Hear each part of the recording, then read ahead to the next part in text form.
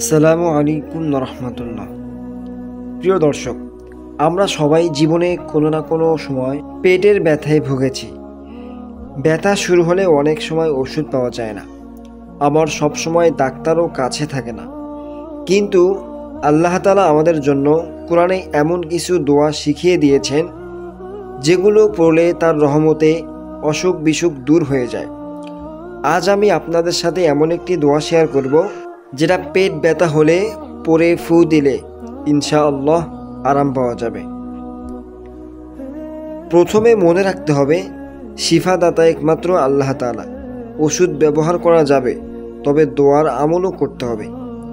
আমলটি হলো, যখন পেট ব্যথা শুরু হবে তখন দোয়াটি 3 বার পড়বেন। প্রতিবার পড়া শেষে হাতের তালুতে ফু দেবেন এবং তারপর হাত পেটের জায়গায় বুলিয়ে দেবেন। দোয়াটি হলো, আউযু বিইজ্জাতিল্লাহি ওয়া কুদরতিহি মিন শাররি মা আজিদু ওয়া উহাযির। প্রিয় ভাই ও বোনেরা, মনে রাখবেন, আসল শিফা আসে শুধুমাত্র আল্লাহর কাছ থেকে। আমরা যদি আল্লাহর উপর ভরসা করি, দোয়ার মাধ্যমে দোয়া করি এবং আরোগ্য চাই, তাহলে ইনশাআল্লাহ সুস্থতা লাভ করব। আল্লাহ তাআলা আমাদের সবাইকে সুস্থতা দান করুন।